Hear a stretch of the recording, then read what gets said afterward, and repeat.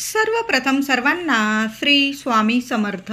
स्वामी महाराजांच्या कृपेने तुमच्या सर्व चांगल्या इच्छा पूर्ण होत ही स्वामींचरणी प्रार्थना करते आणि आजच्या व्हिडिओला सुरुवात करते. शिवहर शंकर नमामि शंकर, शिवशंकर शंभो, हे गिरिजापती भवानी शंकर, शिवशंकर शंभो.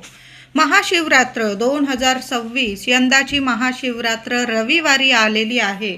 त्याचबरोबर सोमवारी आपल्याला महाशिवरात्रीचं पारणं फेडायचं आहे, म्हणजेच उपवास सोडायचा आहे. तर ज्यांचे सोमवारी उपवास आलेले असतील त्यांनी महाशिवरात्रीचा उपवास कसा सोडावा, उपवास कसा करावा, महाशिवरात्रीचं व्रत उपवास कसा करावा, कोणते नियम पाळावे, कोणी उपवास करावा कोणी करू नये, काय करावं काय करू नये, संपूर्ण महाशिवरात्री 2026 संपूर्ण माहिती आजच्या व्हिडिओमधून जाणून घेणार आहोत.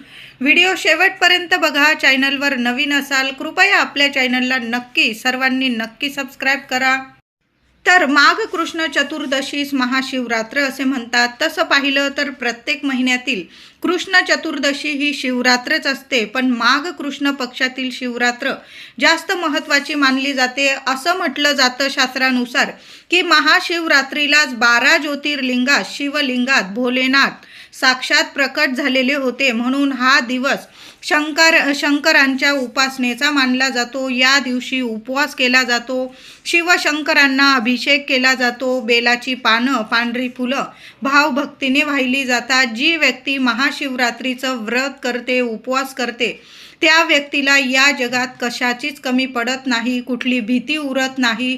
महादेव आहे, पाठीशी उभे राहतात, त्यांच्या सर्व इच्छा मनोकामना पूर्ण करतात. भोलेनाथ आहे, भोळ्या मनाने आपली संपूर्ण झोळी भरून देतात महादेव. या दिवशी जी व्यक्ती महादेवांची सेवा करते ना त्या व्यक्तीला या जगात सर्व सुखांची प्राप्ती होते, तिच्या लेकरा बाळांना प्रगती मिळते. म्हणून महाशिवरात्रीला सर्वांनी उपवास जरूर करायचा आहे. आता उपवास करताना उपवास कसा करावा, तर जी व्यक्ती आजारी आहे, अशक्त आहे किंवा गरोदर महिला असतील, तुम्ही आधी महाशिवरात्रीचा उपवास केलेला आहे पण या वर्षी तुम्हाला करता येत नाही, तर मग तुम्ही पूजा करा, उपासना करा, सेवा करा. तुमच्याकडून नाही उपवास झाला, महादेव आहे, आपल्या लेकरांना नक्कीच समजून घेता. महिला गर्भवती महिला असतील, त्यांनी मूल झाल्यानंतर मूल जरा मोठं झालं, कळतं वळतं झालं, मग तुम्ही उपवास पुन्हा धरू शकता. असं नाही की तुम्ही महाशिवरात्रीचा 1 वर्ष उपवास नाही केला म्हणून तुम्ही पुन्हा पकडू शकत नाही, पकडू शकता. आजारी व्यक्ती असेल, तुमची तब्येत नीट झाल्यानंतर तुमच्या गोळ्या औषधं चालू असतील, तुम्हाला डॉक्टरांनी उपवास तपास नसेल करायला सांगितलं, तर मग तुमची तब्येत नीट झाल्यानंतर पुढील वर्षी जरी तुम्ही उपवास केला तरीही चालेल. ज्यांना उपवास जमतो, ज्यांची तब्येत नीट आहे, त्यांनी आपण सर्वांनी महाशिवरात्रीचा उपवास करायचा आहे. उपवास करताना चुकून सुद्धा भगर कुणीच खाऊ नका. एकादशीला भगर चालते, महाशिवरात्रीला शिवशंकरांची सेवा करताना भगर चालत नाही, म्हणून भगर खाऊ नये. खरं तर भोलेनाथांचे उपवास करतो आपण, हरतालिका असेल किंवा महाशिवरात्र असेल, सोमवार असेल, तर फलाहार घ्यायचा असतो, गोड खाऊन मग उपवास करायचा असतो. खरं तर तिखट पदार्थसुद्धा काही व्यक्ती तिखट पदार्थसुद्धा खात नाही, पण तुम्ही जर छान असा म्हणजे आहार घेत असाल, साबुदाण्याची खिचडी वगैरे दर महाशिवरात्रीला किंवा सोमवारचं व्रत करत असाल, तर मग तुम्ही साबुदाण्याची खिचडी वगैरे खाऊ शकतात, फ्रूट खाऊ शकतात, ड्रायफ्रूट खाऊ शकतात, पण चुकून सुद्धा भगर वगैरे खाऊ नका. तुम्ही जसा दरवर्षी उपवास करतात, काही भागांमध्ये भगर खातात, काही भागांमध्ये भगर खाल्ली जात नाही या उपवासाला, तर खरंच भगर चालत नाही. एकादशी असेल तुमची, मग तुम्ही भगर खाल्ली ठीक आहे, पण महाशिवरात्रीचा उपवास असेल किंवा आपण जे सोमवार करतो शिवशंकरांचे, त्या व्रताला त्या उपवासाला भगर चालत नाही.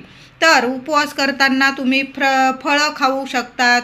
तुम्ही बटाटा किंवा साबुदाणा वगैरे, शेंगदाणे वगैरे हे पदार्थ तुम्ही खाल्ले तरीही चालेल. साध्या सोप्या पद्धतीने आपल्याला उपवास करायचा आहे.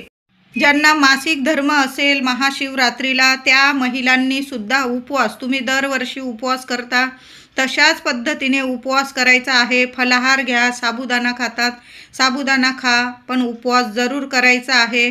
फक्त लांबून नमस्कार करायचा आहे. कहाणी, महाशिवरात्रीची कहाणी सर्वांनी जरूर ऐकायची आहे. मासिक धर्म असेल त्या महिलांनी कुणाला तरी सांगून कहाणी जरूर पठण करून घ्या आणि तुम्ही श्रवण करायची आहे. पण कहाणी महाशिवरात्रीला कहाणी सर्वांनी ऐकायची जरूर आहे. आता महाशिवरात्रीचा उपवास आपण रविवारी करणार, तर मग सोमवारी महाशिवरात्रीचा उपवास सोडणे, पारणं फेडणे 16 फेब्रुवारीला आपल्याला करायचं आहे. आता बऱ्याच लोकांचे सोमवारचे उपवास पण असतात. मग महाशिवरात्रीचा उपवास कसा सोडायचा बरं? तर ज्यांचे उपवास नाही त्या व्यक्तींनी 16 फेब्रुवारी 2026 सोमवार दिवशी महाशिवरात्रीचा उपवास सोडायचा आहे. सकाळी 7 वाजेपासून दुपारी 3:25 तुम्ही या वेळात केव्हाही महाशिवरात्रीचा उपवास सोडू शकता. आधी देवांची पूजा करायचा, पुन्हा आपण महादेवांना अभिषेक करा. दररोज तुम्ही जशी नित्य पूजा करता तशी पूजा करा. देवांना नैवेद्य दाखवायचा आहे, छान काहीतरी गोडाचा पण नैवेद्य दाखवा आणि मग तुम्हाला महाशिवरात्रीचा उपवास सोडायचा आहे. आता ज्या व्यक्तींचा सोमवारचा पण उपवास आहे, मग अशा व्यक्तींनी 16 तारखेला सोमवारी उपवास कसा सोडायचा? तर काय करायचं आहे, तुम्ही महाशिवरात्रीचा उपवास सोडण्या अगोदर तुमचा सोमवारचा पण उपवास आहे तर महादेवांना अभिषेक घातलेलं जलाधारीच्या इथून थोडंसं तीर्थ घ्यायचं आहे. घरी पण सेवा करू शकता, मंदिरात जाऊन सुद्धा सेवा करा. 16 तारखेला थोडंसं तीर्थ घ्यायचं आहे आणि महादेवांना प्रार्थना करायची आहे. हे भोलेनाथा, भोले भंडारी, आज माझा सोमवारचा पण जसा महाशिवरात्रीचा तुमच्या नावाने मी उपवास करत आहे तसा माझा आज सोमवारचा तुमचाच उपवास आहे.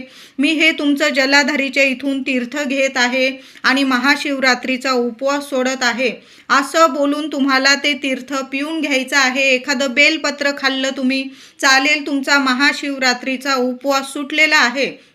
मग तुमचा सोमवारचा पण उपवास लागू पडणार आहे. मग संध्याकाळी 5:30 आत तुम्हाला महाशिवरात्रीचा आणि सोमवारचा हा दोन्ही उपवास तुम्हाला देवाला नैवेद्य दाखवायचा आणि मग तुम्ही उपवास सोडायचा आहे. पण संध्याकाळी 5:30 आतच, कारण सोमवती अमावस्या प्रारंभ होत आहे. महाशिवरात्रीचा उपवास अमावस्या तिथीत सोडू नका, आधी सोडून घ्यायचा आहे. कळालं असेल माझ्या महिलांना, दादांना. महाशिवरात्रीचा उपवास आणि ज्यांचा सोमवारचा पण उपवास आहे त्यांनी सोमवारचा उपवास सोडताना महाशिवरात्रीचा उपवास तुम्ही सकाळीच एखादं बेलपत्र आणि थोडंसं तीर्थ पिऊन तो महाशिवरात्रीचं पारणं फेडून घ्यायचं आहे आणि दिवसभर उपवास करायचा तुमचा सोमवारचा. आणि संध्याकाळी 5:30 आत तुम्ही पाटावर बसून अन्न ग्रहण करायचं आहे. देवांना नैवेद्य दाखवा. सोमवती अमावस्या प्रारंभ होत आहे 16 फेब्रुवारी 2026 सोमवार दिवशी संध्याकाळी 5:33 सोमवती अमावस्या प्रारंभ होत आहे. त्याच्या आधीच तुम्हाला तुमच्या सोमवारचा उपवास सुद्धा सोडून घ्यायचा आहे. कळालं असेल सर्वांना. तर अशा पद्धतीने तुम्ही महाशिवरात्रीचा उपवास पण करू शकता आणि तुमचा सोमवारचा उपवास सुद्धा लागू पडणार आहे. संध्याकाळी 5:30 आत तुमचा उपवास तुम्ही सोडून घ्यायचा आहे. महाशिवरात्रीला सर्वांनी लवकर उठायचं आहे आणि आंघोळीच्या पाण्यात थोडंसं गंगाजल असेल घेऊन या. थोडंसं गंगाजल टाकायचं आहे आणि मग आंघोळ करायची आहे. थोडीशी तीळ टाकून आंघोळ केली तरीही चालेल, त्यामुळे सगळे पितृदोष नष्ट होईल. जी व्यक्ती महाशिवरात्रीला चिमूटभर पांढरी तीळ टाकून आंघोळ करते, थोडं गंगाजल टाकून आंघोळ करते, त्या व्यक्तीच्या आयुष्यातून प्रखर पितृदोष नष्ट होतो आणि महादेवांची कृपा प्राप्त होते. लवकर उठायचं आहे, ब्रह्ममुहूर्तावर उठा. आंघोळीनंतर देवांना अभिषेक करायचा आहे. घरात शिवपिंडी आहे तिथं सुद्धा अभिषेक करायचा, घरात सुद्धा आणि मंदिरात जाऊन सुद्धा. सर्वांनी मंदिरात जाऊन महादेवांचं दर्शन घ्यायचं आहे. देवांना कच्चं दूध अर्पण करा, पाणी अर्पण करा. पंचामृत करून नेत असाल पंचामृताचा अभिषेक करा. बेल, शमीचं पान, धोत्रा या सर्व वस्तू महादेवांना खूप प्रिय आहे. चंदन, भस्म, छान अशी सादर संगीत पंचोपचार देवांची पूजा करायची आहे. घरात सुद्धा साध्या सोप्या पद्धतीने तुम्ही जसा अभिषेक करता दररोज तशाच पद्धतीने ओम नमः शिवाय, ओम नमः शिवाय मंत्र जपा आणि देवांना अभिषेक करायचा आहे. आणि तुम्हाला देवांना बेलपत्र अर्पण करायचं आहे. एका का होईना पानाला तिन्ही पानांना थोडं थोडं बोटभर चंदन लावायचं आहे. पालथ्या स्वरूपात चिकना भाग महादेवांच्या शिवपिंडीवर येईल अशा पद्धतीने देवांना बेल अर्पण करायचं आहे. धोत्र्याचं फुलं असतील, धोत्र्याचं फळ असेल तुमच्याकडं तर छान अशी पूजा करा. कच्चं दूध आणि थोडीशी साखर मिक्स करून देवांना नैवेद्य सुद्धा दाखवायचा आहे. वेगवेगळ्या फळांचा सुद्धा तुम्ही महादेवांना नैवेद्य दाखवू शकतात. त्याच पद्धतीने एक अखंड दिवा आपल्या देवघरात महिलांनो जरूर लावून ठेवा आणि त्या अखंड दिव्यात तुम्हाला एक कापराची वडी टाकून ठेवायची आहे. बाकी काही नाही टाकलं चालेल. कापूर महादेवांना खूप प्रिय आहे. सकाळी सुद्धा एक कापराचा तुकडा टाका आणि निश्चित काळात तुम्ही जेव्हा रात्री 12 वाजता जेव्हा आपण सेवा करतो पुन्हा महादेवांची, तेव्हा जरी एक कापराची वडी अखंड दिव्यात टाकून दिली तरीही चालेल. दिवा विझणार नाही. महिलांनो, दादांनो, काळजी घ्यायची आहे. महाशिवरात्र आहे. आपल्या देवघरात अंधार होऊ देऊ नका. एक अखंड दिवा लावून ठेवायचा आहे. तेलाचा लावा, तुपाचा लावा, नियम नाही. त्या दिव्यात एक कापराचा तुकडा टाकून द्यायचा आहे. तर निश्चित काळ, महाशिवरात्रीचा निश्चित काळ, आपण सकाळी तर पहाटे उठून देवांची सेवा करणारच आहोत. या दिवशी तर खरं 4 वेळा, बरेच व्यक्ती 4 वेळा महादेवांना अभिषेक करतात. पहाटे करतात, दुपारी करतात, पुन्हा संध्याकाळी प्रदोष काळात करतात आणि निश्चित काळात सुद्धा म्हणजे 4 प्रहराची सुद्धा पूजा केली जाते. म्हणून जेवढी जमेल ना सेवा या दिवशी जरूर करा. सकाळी सुद्धा देवांचं दर्शनाला मंदिरात जा आणि रात्री जाता आलं तर रात्री जा, नाही तर आपल्या देवघरात शिवपिंडी असते तिथं जरी सेवा केली तुम्ही पुन्हा अभिषेक करू शकता. नाही अभिषेक करता आलं, बेल फूल तर अर्पण करू शकतो. बेलाची चांगली पानं घ्यायची आहे, तुटलेली वगैरे घेऊ नका. आदल्याच दिवशी महिलांनो, दादांनो तयारी करून ठेवा. चांगला बेल काढून ठेवायचा आहे, धुवून वगैरे स्वच्छ घ्या. देवांना चांगला बेल अर्पण करायचा आहे. तर महाशिवरात्र 2026 मधील निश्चित काळ रात्री 4 प्रहराची पूजा रात्री 12:28 ते रात्री 1:18 आपल्याला करायची आहे. कळालं असेल सर्वांना. महाशिवरात्रीचा निश्चित काळ रात्री 12:28 ते रात्री 1:18 या वेळात, या काळात देवांना बेल अर्पण करा, फुलं अर्पण करा. ओम नमः शिवाय, ओम नमः शिवाय या दिवशी कोणाशी बोलू नका. मंत्र जेवढा मंत्र जपाल ना तेवढं 1000 पटीने फळ मिळणार आहे. कितीही कठीण त्रासात असाल, कितीही समस्या असू द्या तुमच्या आयुष्यात, महादेव आहे. तुम्हाला खाली घरी हात पाठवणार नाही. महादेवांच्या मंदिरात जाऊन सर्वांनी अभिषेक करा. बेल, फूल, चंदन, भस्म अर्पण करा. फळांचा नैवेद्य दाखवा, दूध साखरेचा नैवेद्य दाखवा, पण देवांची सेवा जरूर करा. महिलांनो, महादेवांच्या मंदिरात जाल तर एक तुपाचा दिवा तुम्हाला न्यायचा आहे. मातीची पंती घेतली चालेल, त्यात थोडंसं गाईचं तूप टाका, फुलवात ठेवा, कापराचा तुकडा बारीकसा टाका आणि महादेवांच्या मंदिरात एखाद्या कोपऱ्याला कुणाला आपल्या दिव्यामुळे त्रास होणार नाही अशी काळजी घेऊन एखाद्या कोपऱ्याला महादेवांसमोर तुमची इच्छा बोलून, जी महिला, जे दादा महाशिवरात्रीला महादेवांसमोर आपली इच्छा बोलून दिवा प्रज्वलित करतात, ती व्यक्ती खाली हात येत नाही. भोले भंडारी आहे, आपली झोळी भरभरून देतील. म्हणून एक दिवा महादेवांच्या मंदिरात जरूर लावा.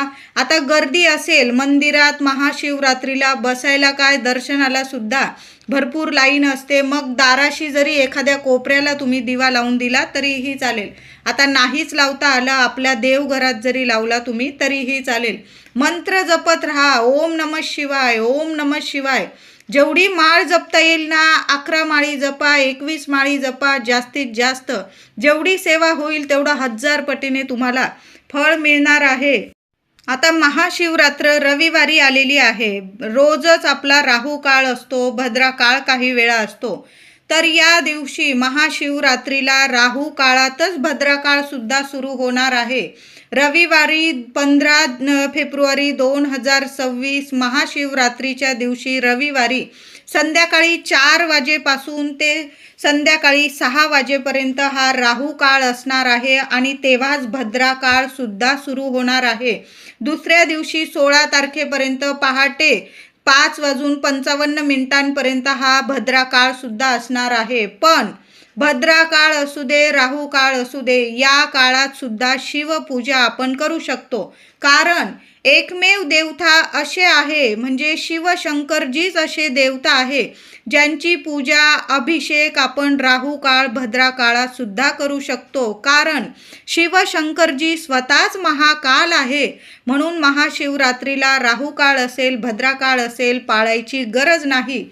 दिवस रात्र महादेवांची सेवा करण्यासाठीचाच हा दिवस आहे.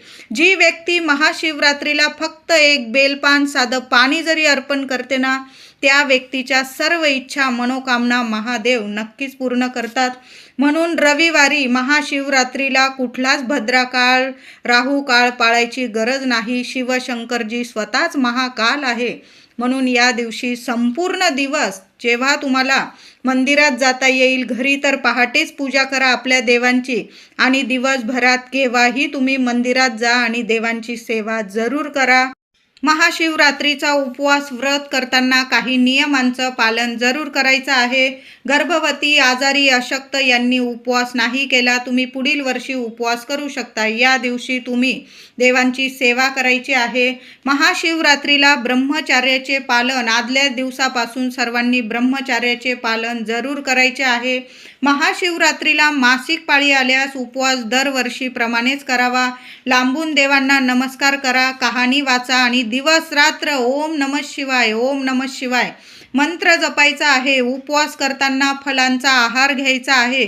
जास्त तेलकट तिखट पदार्थ आपल्याला टाळायचे आहे. देवांची सेवा करण्यासाठी शक्ती मिळण्यासाठी आपल्याला फलाहार घ्यायचा आहे. बाकी तुम्ही जसा उपवास करता दरवर्षीप्रमाणे तसा करू शकता.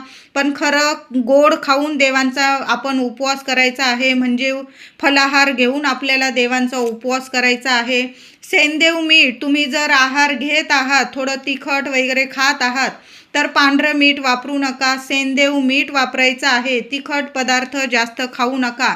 मनापासून उपवास व्रत करायचे आहे. उपवास न करणाऱ्यांनी, आता जी व्यक्ती उपवास करत नाही, तुम्ही जेवत आहात तर या दिवशी कांदा, लसूण, मांसाहार, मद्यपान या पदार्थांचा आहारात समावेश करू नका.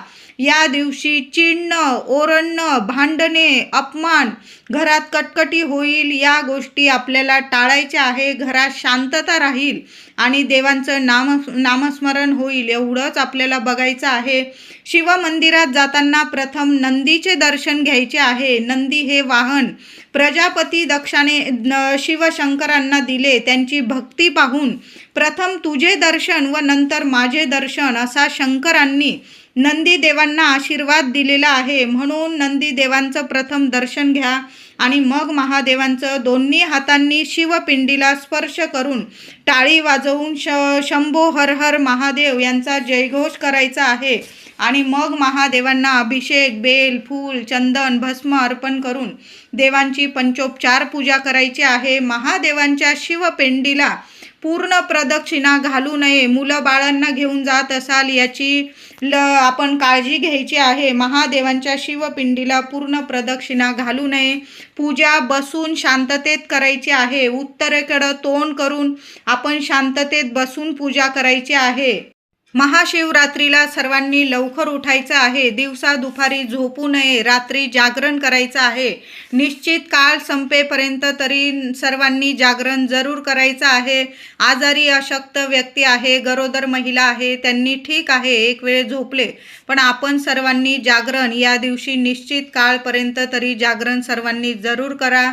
मंत्र जपायचे आहे. श्रद्धा महत्त्वाची आहे. या दिवशी स्वच्छ कपडे घालून पूजा करायची आहे. काळ्या रंगाचे न धुतलेले, मळलेले, फाटलेले वस्त्र नेसून पूजा करू नका. शक्यतो तुमच्याकडं पांढऱ्या रंगाचे जर कपडे असेल तर पांढऱ्या रंगाचे धुतलेले स्वच्छ वस्त्र नेसून पूजा करायची आहे आपल्याला.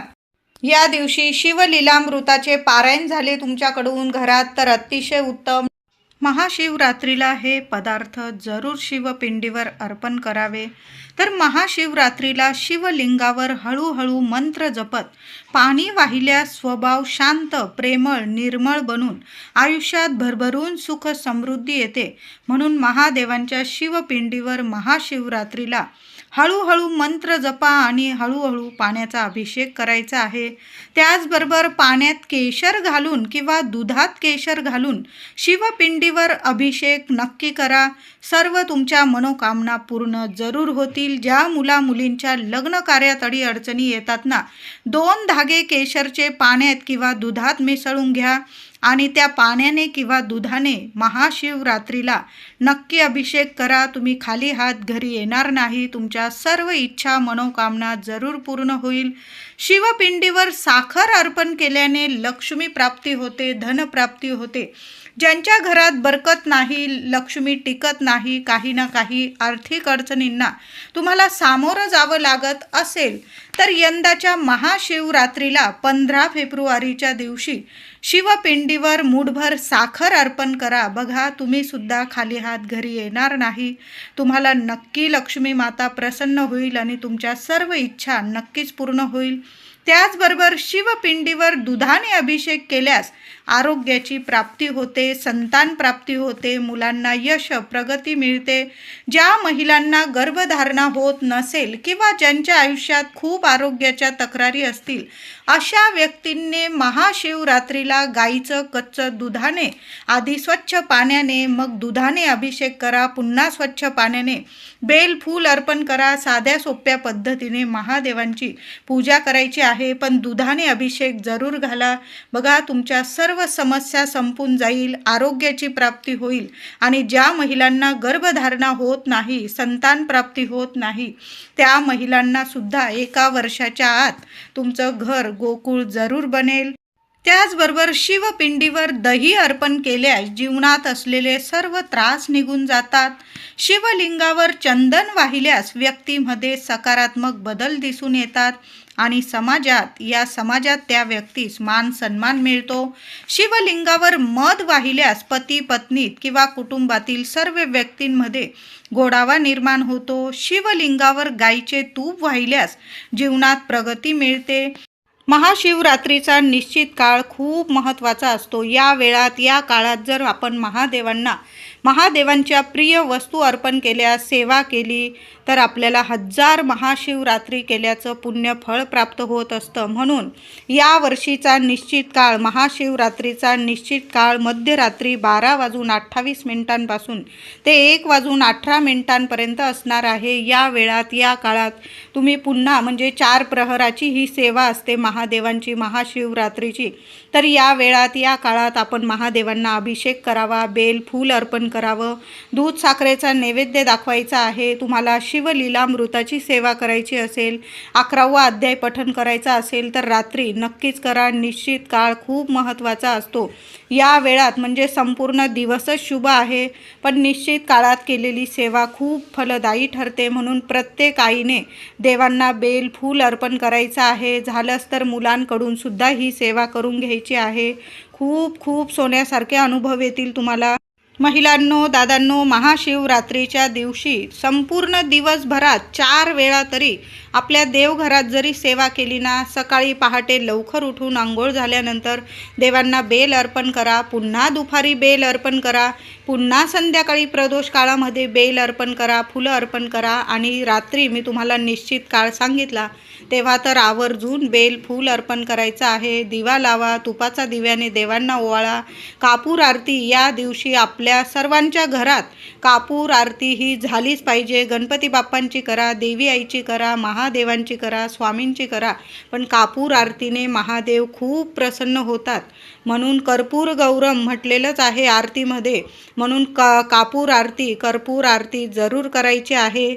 महाशिवरात्रीच्या दिवशी आपण प्रत्येकजण मंदिरात जाणारच आहोत. तर महाशिवरात्रीच्या दिवशी मंदिरातून वाहिलेलं कोणी वाहिलेलं आहे बेल पाणी बघू नका. एक बेलपत्र देवांची सेवा करून झाल्यानंतर घरी येताना महादेवांच्या मंदिरातून महादेवांच्या शिवपिंडीवरून एक बेलपान उचलून आणायचं आहे. तुम्ही देवांसमोरच जरी खाऊन घेतलं प्रसाद स्वरूप तरीही चालेल. थोडं जलाधारीच्या इथून थोडं तीर्थ घ्या, तिथंच पिऊन घ्या. कोणाचं आरोग्य नीट नसेल, काही त्रास असेल, मुलांना सुद्धा द्या. थोडं महिलांनो काही 4 दिवस वगैरे नसतील, तुमचं घर एकदम पवित्र असेल तर ते थोडंसं तीर्थ तुम्ही घरात जरी शिंपडून दिलं ना तर घरातली जी नकारात्मकता असते ती संपूर्णपणे नष्ट होते.